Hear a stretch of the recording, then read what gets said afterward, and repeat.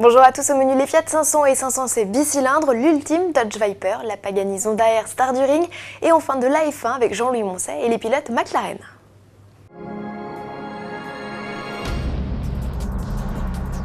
Nouveau moteur sur la Fiat 500 et sa déclinaison découvrable, il s'agit d'un inédit bicylindre baptisé Twin Air.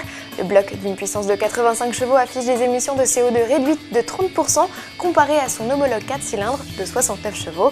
Pour offrir un modèle plus écologique, Fiat a conservé le système Stop and Start ainsi que l'indicateur de changement de rapport et a introduit la touche Eco qui permet de réduire le couple et la loi de passage des vitesses en boîte robotisée. Dans cette configuration, la 500 ne consomme plus que 4 litres au 100 km en cycle mixte pour des rejets de CO2 de 92 grammes. La boîte manuelle atteint elle un taux de 95 grammes, de quoi profiter pour l'une comme pour l'autre d'un bonus de 1 000 € à l'achat. Côté tarif, cela nous donne un ticket d'entrée à partir de 13 400 € pour la 500 Pop, tarif à suivre pour le cab, arrivé en septembre.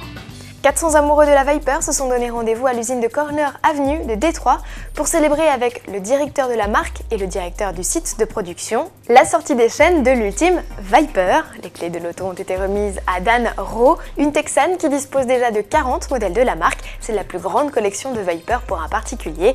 Et pour rendre celui-ci encore plus spécial que les autres, elle l'a personnalisé avec une peinture dorée, une ligne bronze marquée avec les tracés de circuit ainsi que d'un intérieur cuir. Dodge a créé en 2010 plus de séries spéciales sur la Viper qu'en 18 ans de carrière. La Pagani Zonda Air s'est adjugé le record absolu du Tour du Nürburgring. L'italienne au V12 6 litres de 750 chevaux a parcouru les 20,8 km en 6 minutes et 47 secondes. Elle relègue ainsi d'une seconde le chrono établi par la Radical SR8 LM de 467 chevaux en août 2009. Quand il n'y a pas de Grand Prix, les pilotes de F1 profitent de leur temps libre pour s'amuser. Les rois en la matière se prénomment Jenson Button et Lewis Hamilton. Les pilotes McLaren sont sur tous les fronts. Ils étaient le week-end dernier au Festival de la vitesse de Goodwood avec pour mission, entre autres, de faire découvrir la première supercar McLaren, la MP4 12C. Et pour démontrer le potentiel du V8 de 608 chevaux de la supercar, ils sont partis à l'assaut de la colline de Goodwood. Mais bon, après la récréation, il faut aller travailler. Les deux champions du monde sont donc allés découvrir le nouveau tracé de Silverstone, mais sur un circuit 24. Plus sérieusement, voici avec Jean-Louis Moncet les détails sur ce nouveau tronçon du circuit. C'est une ligne droite, déjà absolument droite, de 745 mètres, suivie d'un vrai freinage. On passera de 305-310 km/h à 100 km/h. Donc là, il y a une possibilité de dépasser.